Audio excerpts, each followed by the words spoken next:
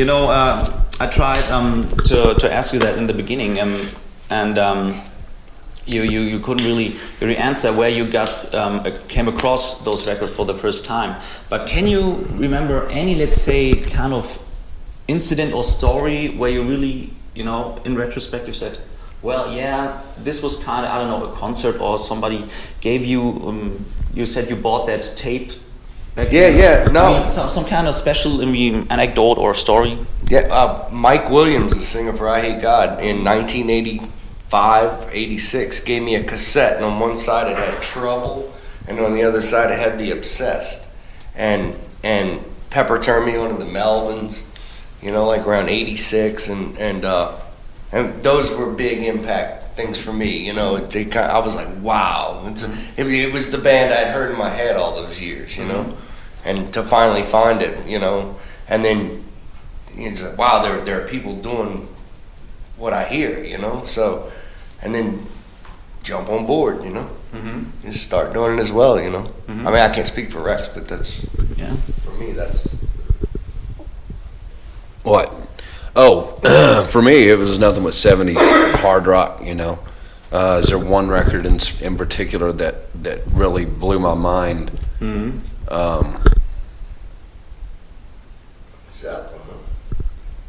Yeah, but there was stuff that came before that blew my mind, like, Aerosmith Rocks and Get Your Wings and shit like that. I'm the eldest of the band. And so anyway, I was more influenced by that. Not the Southern thing was cool, but dude, you got to remember there were so many bands back then that were so killer, that it was all influenced into a melting pot in your head. That by the time you started actually, I started playing professionally when I was 17 years old. So. You're influenced by a lot of things, but I remember having, in particular, an 8-track, a Masters of Reality, that was kept on me all the time. When I was 10, 11 years old, and that record was what? It came out in 72. Yeah, spooky record. But it was killer. And anyway, that one of those things are like. Yeah. And then the first time I really got into Zeppelin, I was taking serious amounts of LSD and shit. So, it's definitely cool. What I was just thinking about is, since you already mentioned those two bands a couple of times, there's a Black Sabbath and Led Zeppelin. Especially for Down, which band of those and is, let's say, more vital to the Down sound, if you might put it that way, or is there no, let's say, one over the other, so to say? Is it like similar? Well, for me, both drummers in Bill Ward and John Bonham both had their own unique style and a good swing and a good way of playing the blues, and so it's kind of hard to say which one, Zeppelin wasn't so much of an influence for me for Down. Okay. Back then as it is now. Okay. Back then it was more Sabbath and, and like I said, those bands we were getting into and stuff like that. I joined the band.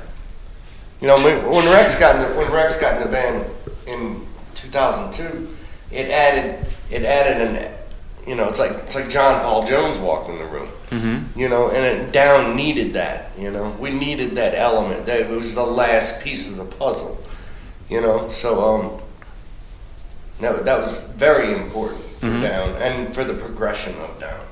They're both from fucking Birmingham, for fuck's sake. So, a lot of great music came out of Birmingham, but, like I said before, what we do is we take everything and put it through the blender of everything that we have, and there's not another Southern rock band that sounds like we do.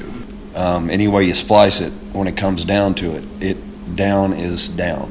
When you just named in the 70s and how many huge and awesome bands were back then, do you have sometimes in mind that that Down Records and your live performances may, let's say, draw some kids back to the music back then and how things started, and that they're not, let's say, into emo bands all the time, just, you know, to put it like this? Man, to me, that's our whole deal, you know. We like to give kids today a little taste of what we grew up with, you know. Like, you go to the concert and you buy the tour book, you know, and you sit down and you're so excited. They come out and you know, great musicians, and they play and you know, and it's everything you've ever dreamed of and more, you know. Mm-hmm. And sometimes I think a little of that's been lost, you know. Mm-hmm. And yes, I mean, if we, you know, promoting heavy blues all over the world. Yeah. That's it, man. You mentioned it already that you're from the South, and which is important. Is there like any chance for, let's say, a band which comes from Massachusetts, I don't know, to have like the same amount of credibility to play like the sound you play with? No. Not at all. Nope. No, it's like I said, it's a way of life, man. In their credibility, no. Can they sound like something and emulate it? You know? Yeah, they can emulate it all they want to. Do they really know where it comes from? No. You know, going back, it's a way of life, man. It's just it's you know, it's how we were all raised, and you know, I guarantee all of our parents listen to a little bit of country here and there, and good, you know, just I just don't, I can't see a band from Massachusetts knowing how to fucking cook a pig, or you know what I mean. Yeah. And not that has anything to do with music, but it does, you know, in the end. And it does in the attitude that you project, you know. All right, that's it so far. Thank you very much. Thank you very much. So, liebe Freunde und Maximum Metal DVD-Zuschauer, das war hier die illustre Gesprächsrunde mit Jimmy Bauer und Rex Brown von den mächtigen Down. Wir bedanken uns für euer Interesse und wünschen noch viel Spaß mit dem weiteren Programm.